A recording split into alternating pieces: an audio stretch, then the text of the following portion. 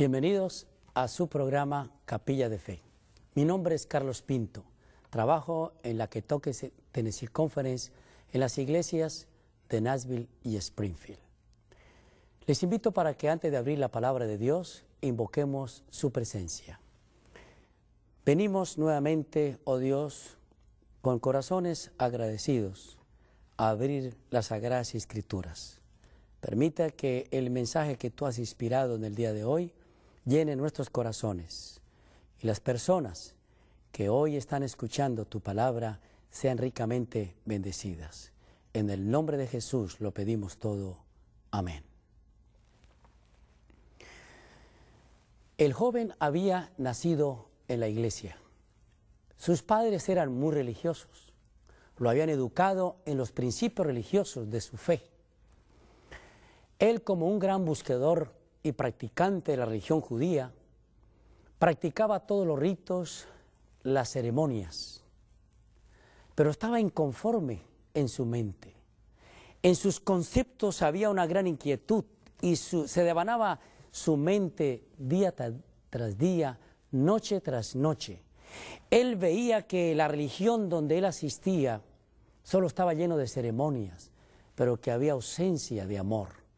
Había sido educado en esa iglesia por los rabinos y en su mente había una gran pregunta, la pregunta que todos debemos hacernos. En el libro de San Marcos, el capítulo 10, se relata aquel episodio. Dice San Marcos 10, versículo 17. Al salir Jesús para seguir su camino, vino uno corriendo. La escritura, Mateo, Lucas, dice que es el joven. Se conoce esta historia como la historia del joven rico. Dos cosas importantes, joven y rico. ¿Qué más no quiere un joven en su temprana edad? Conseguir dinero, ser poderoso, ¿verdad? Ser joven y además ser rico es un gran privilegio, porque la mayoría de las veces, común y corriente, se llega a ser rico cuando ya se es adulto, cuando han pasado los años. Pero la historia de este personaje es que siendo joven era muy rico. Dice que al salir Jesús para seguir su camino, vino corriendo. ¿Saben? Los jóvenes generalmente les gusta la velocidad. Dice que vino corriendo. Hoy día los jóvenes iban corriendo, pero no corriendo a buscar a Jesús. Este joven, aunque he escuchado muchas historias desde muchos púlpitos, lo presentan como algo negativo. Pero saben, yo he encontrado en este joven algo diferente y de positivo. Dice que vino corriendo a Jesús. La gente va corriendo a los estadios. Fíjese, cuando su equipo favorito en su país juega, la gente va corriendo.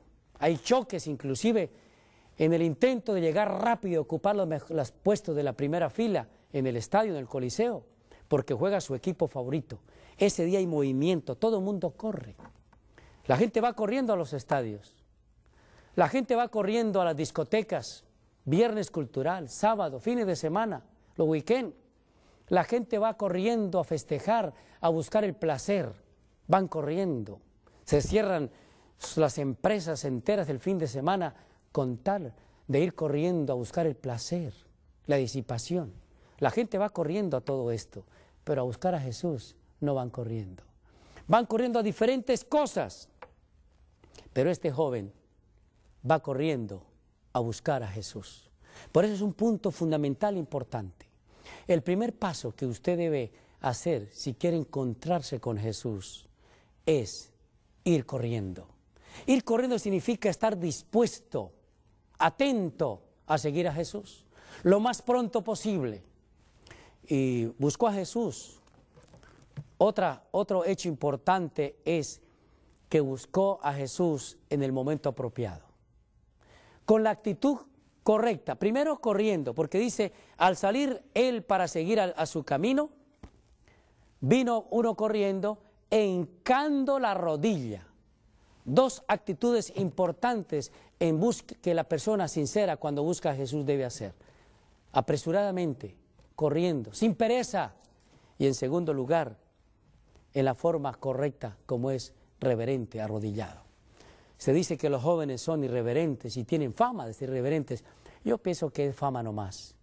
He trabajado con los jóvenes más de 17 años y encuentro en la juventud un gran caudal.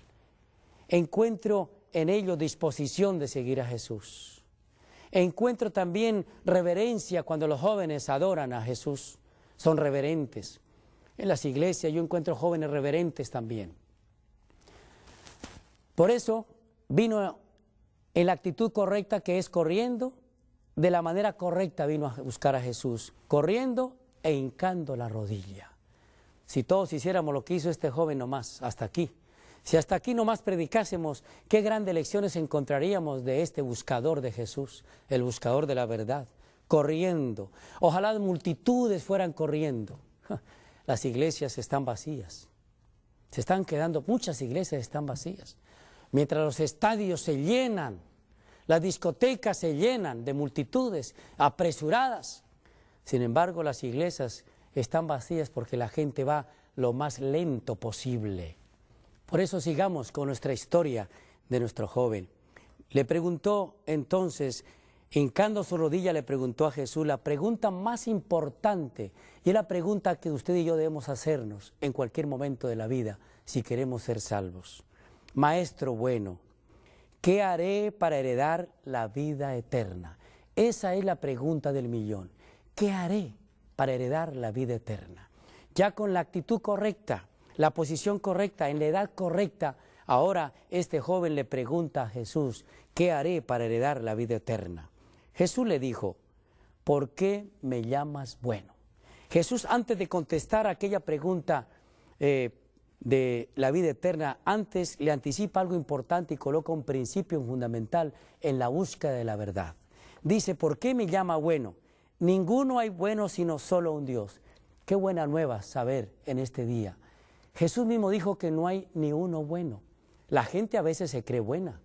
Hay gente en las iglesias que por profesar una fe, una religión o practicar algunos ritos, porque han cambiado algunos hábitos en la alimentación, en el vestir, ya se creen buenos y se creen santos. Sin embargo, la Escritura dice que Jesús dijo, no hay bueno sino solo Dios. Solamente Dios es bueno. ¿Saben? En cierta oportunidad escuché un predicador que decía lo siguiente, al cielo solamente van los buenos. Y el segundo que me dejó asombrado es, al cielo solamente van los buenos y Dios solo ama a los buenos y odia a los malos. Así que yo, estando sentado en aquella iglesia, dije, bueno, entonces yo no voy a ir al cielo y Jesús no me ama. Fueron las conclusiones. Porque ese predicador decía que al cielo solamente iban los buenos y que Dios amaba solamente a los buenos y odiaba a los malos. Así que concluí que Dios me odiaba. Pero gracias que en la Escritura encontré que el cielo no es para los buenos. Y también encontré que Dios ama a los malos, que Dios ama a los pecadores. ¿Saben? La buena nueva es que el cielo es para los malos, para los pecadores, para los malos que se han arrepentido. El que pretenda ser bueno y se crea bueno no va a ir al cielo, es todo lo contrario. Aquel que se justifica continuamente, que hace alarde de santidad y de bueno, no va a ir al cielo. Aquella persona que pretenda ser bueno es malo y está lejos de Dios. Cuando trabajaba en un distrito rural, le pregunté al hermano, dígame, ¿dónde queda la casa de Julano? Dice, bueno, queda a unas 3 horas de camino. ¿Ves aquel árbol? Me mostró un árbol frondoso, pequeñito en la distancia, que apenas se veía. Me dice, ese montoncito verde que se ve allá, ese es un árbol. No, camina y no se desvíe de ese árbol. Comencé a caminar. Después de 3 horas largas, llegué y entre más me acercaba a ese árbol, el árbol era más grande y más grande. Cuando llegué al propio árbol, el árbol me cubrió con sus hojas y yo era pequeñísimo, era un enano comparado con ese árbol. Así sucede. Entre más usted se aleje de Dios, usted se cree más grande. Entre más se acerque a Dios, Dios es más grande y usted es pequeño. Por eso, aquel que se cree bueno, justo, santo, está lejos de Dios. porque es que uno en la presencia de Jesús es un insignificante. Realmente es un pigmeo, un enano. Porque entre más nos acercamos a Dios, Dios se agiganta para nosotros. Y ese es el gran principio. Por eso dijo Jesús que nadie es bueno sino uno solo, solamente Dios. Por lo tanto, el cielo es para pecadores y malos que se hayan arrepentido. Y Jesús dijo, yo no he venido a buscar justos, sino pecadores. Y al que a mí viene, no le echo fuera. Qué gran diferencia a ese predicador de esa iglesia. No sé de dónde sacó esas ideas de que Dios odiaba al malo, de que Dios odiaba. No, Dios odia así el pecado. ¿Saben una cosa? Dios ama al adúltero, Dios ama al ladrón, Dios ama al borracho, Dios ama al impenitente. Es el borracho, el impenitente, el adúltero, el ladrón, que no aman a Dios. Pero Dios los ama a ellos. El cuadro es diferente. Por eso esta historia es impresionante, porque nos presenta el verdadero cuadro de lo que es Jesús. Y no esos cuadros pálidos y errados que presentan a un Dios tirano, persiguiendo al pecador. Dios lo que sí odia es el pecado. El pecado que está en nosotros, pero el ser humano lo ama en forma entrañable. Por eso descendió del cielo, para destruir el pecado, que es lo que más odia. El rival de Dios no somos nosotros. Nosotros no somos rivales de Dios. Lo que Dios odia es el pecado. Y lo que va a destruir al final del tiempo es el pecado, y donde haya pecado. Por eso debemos desechar el pecado de nosotros, para que no seamos destruidos, porque Dios ama al pecador y odia al pecado.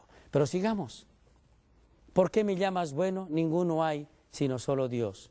Y miren ahora la respuesta de Jesús con respecto a la pregunta que él hizo. ¿Qué hacer para hallar la vida eterna? La pregunta todavía estaba en el aire y este joven estaba inquieto de saber qué hacer para hallar la vida eterna.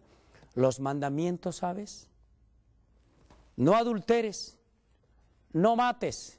Algunos dicen que Jesús desechó la ley y los mandamientos. No, miren que Jesús está presentando aquí a la pregunta de este joven, ¿qué haré para hallar la vida eterna?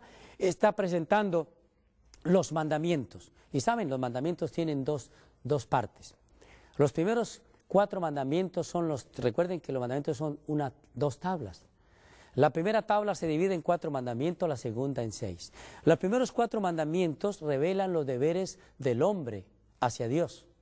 La segunda tabla, los otros 6, revelan los deberes del hombre con el hombre. Y el Señor ahora le está revelando no los deberes del hombre hacia Dios, ¿saben? Porque este joven guardaba los mandamientos. Este joven guardaba la ley. Este joven asistía a la iglesia, hacía todas las ceremonias, pero estaba perdido. Así que podemos estar perdidos aún en la iglesia. Aún estando en la iglesia podemos estar perdidos. Porque miren lo que le dice Jesús. Los mandamientos, ¿sabes? No adulteres, no mates, no hurtes, no digas falso testimonio, no defraudes, honra a tu padre y a tu madre. Y la respuesta del joven es, él entonces respondiendo le dijo, Maestro, todo esto lo he guardado desde mi juventud. Así que este joven era guardador de los mandamientos, de la primera parte. Pero la segunda, ¿saben? La segunda que le mencionó Jesús, no los guardaba. El gran problema de nosotros, somos hábiles para guardar la ley en la primera fase. Es decir, adoramos a Dios, no tenemos imágenes, no usamos el nombre de Dios en vano, somos unos expertos, entre comillas, en forma teórica, en guardar la ley en la primera fase que tiene que ver los deberes con Dios. Porque hay muchos cristianos que dicen, a mí lo que me interesa y me importa es estar bien con Dios. Con los demás no me interesa. No importa si el hermano me odia, el hermano no me quiere, pero ¿sabe? Es una falsa concepción y una falsa religión. Porque Dios no acepta mi alabanza, mi sacrificio, mi honra, mi gloria, si no estoy bien con el ser humano. Así que la ley tiene 2 vías. Una horizontal, mi deber es con Dios, pero también una vertical hacia Dios y otra horizontal con los seres humanos. Es decir, que un verdadero cristiano está bien con Dios y está bien también con sus semejantes. Está bien con la primera parte de la ley, pero también con la segunda parte de la ley. Pero algunos nos profesionalizamos solamente en la primera parte.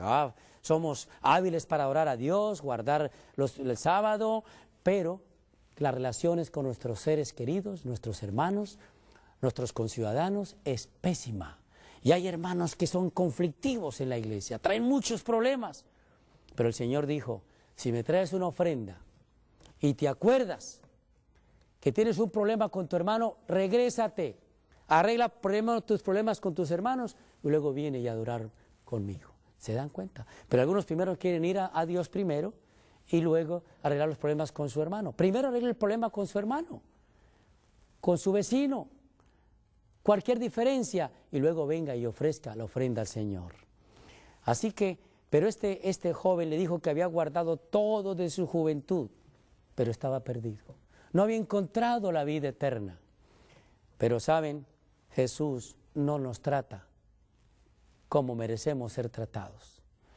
Ante la respuesta de este joven, Jesús no lo trató mal. Dice, él entonces respondiendo le dijo, Maestro, todo esto lo he guardado desde mi juventud. Pero qué cosa más dulce y sublime. Versículo 21. Entonces Jesús, mirándole, le amó. Ese es Jesús. Jesús no lo criticó. Jesús basa religión aquí, no en términos de creer.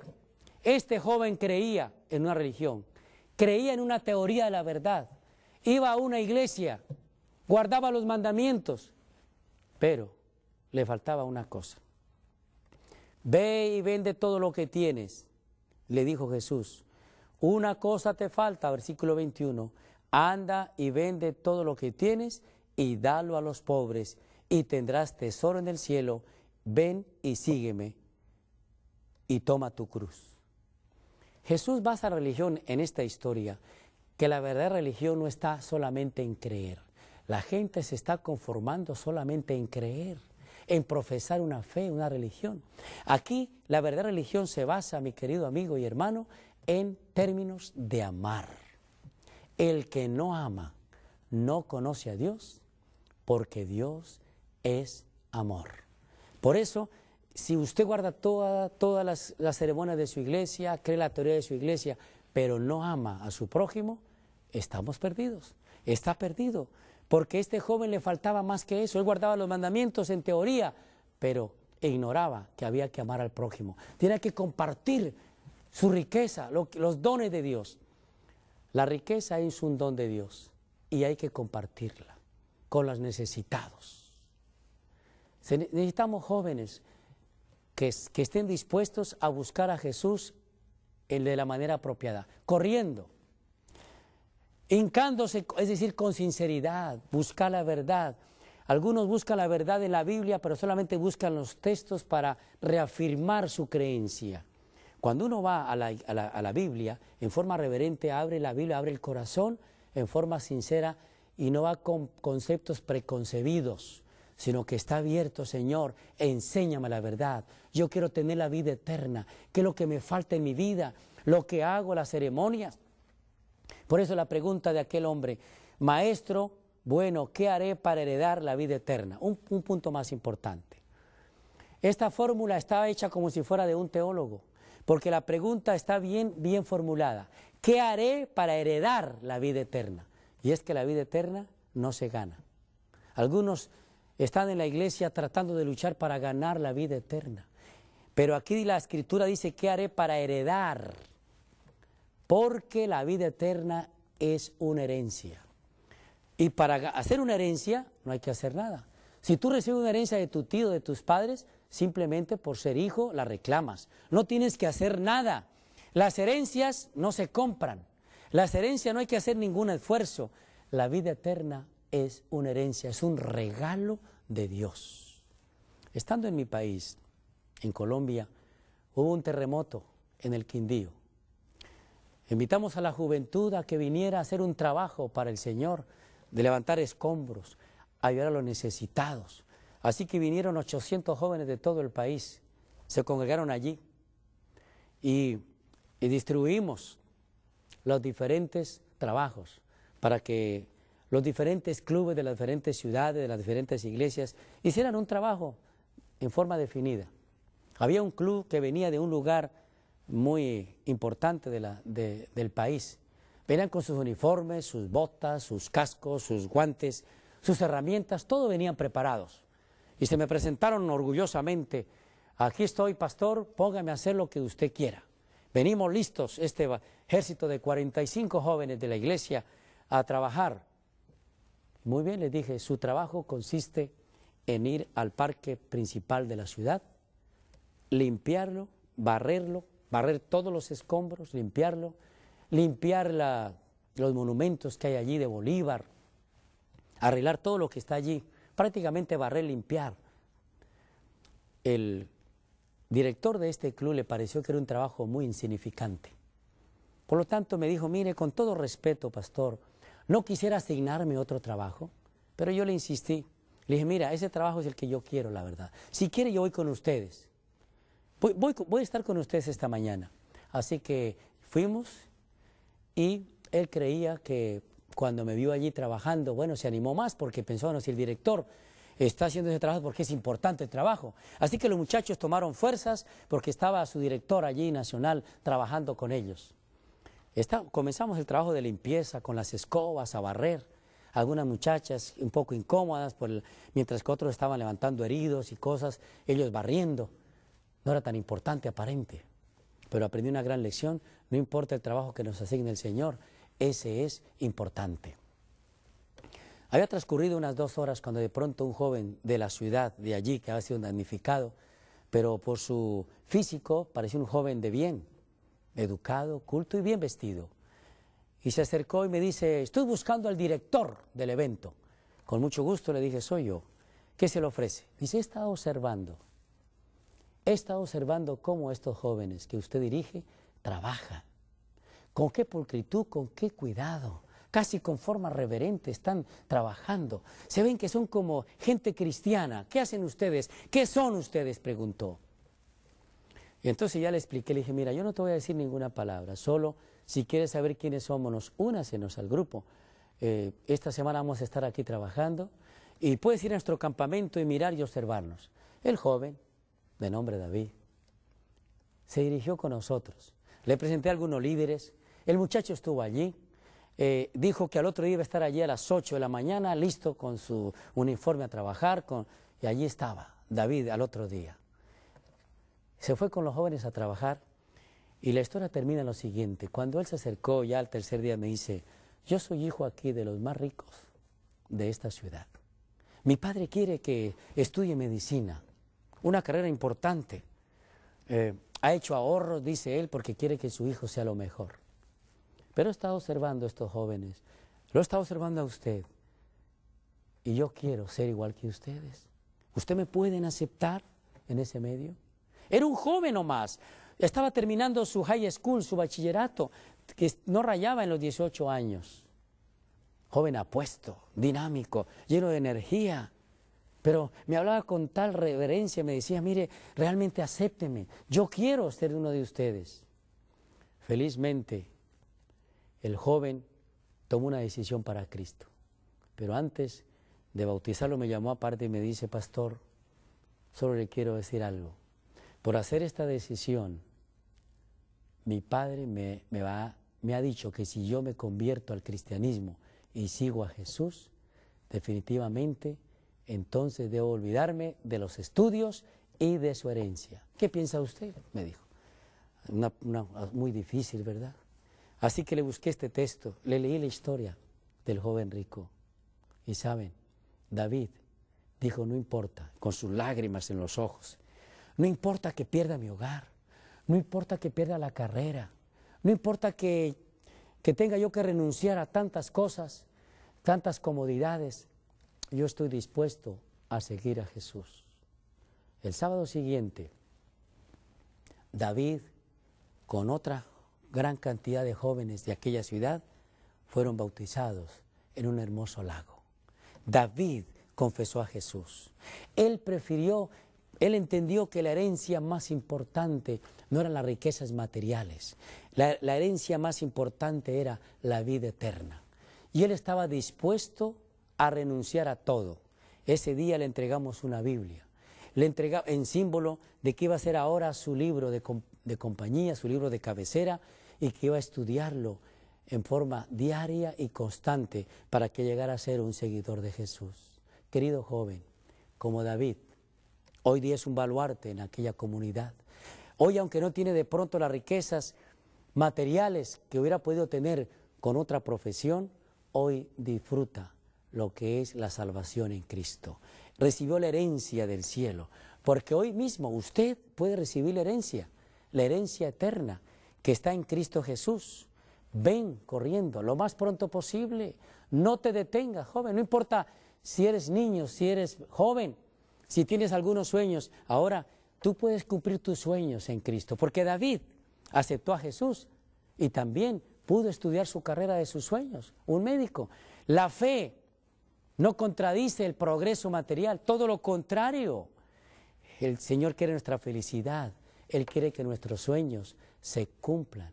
Por eso, en esta mañana, tomando las palabras de Jesús, lo más impresionante dice que entonces Jesús mirándolo le amó. La mirada de Jesús es tierna y es sublime. Él nos mira no para acusarnos, porque Jesús miró al joven rico de la historia, a pesar de sus defectos y su pecado, no lo miró para condenarlo, ni para juzgarlo ni ajusticiarlo como algunos acusan a los jóvenes porque no se visten como tal, no son como ellos, ¿verdad? Pero saben, Jesús nos mira para amarnos. La mirada de Jesús es tierna y compasiva. Jesús miró a David, a este joven de la historia, te mira a ti, me mira a mí con ojos de amor. Eso es la mirada de Jesús. Nunca olvides de Jesús, saber que Jesús te ama y te acepta tal como eres. Querido Jesús, gracias te damos, porque tú nos has enseñado en lo que consiste la vida eterna. Nos has regalado la vida eterna sin ningún costo. Solamente esperas que vayamos con la actitud correcta, en el momento correcto. Sé con nosotros, en el nombre de Jesús. Amén.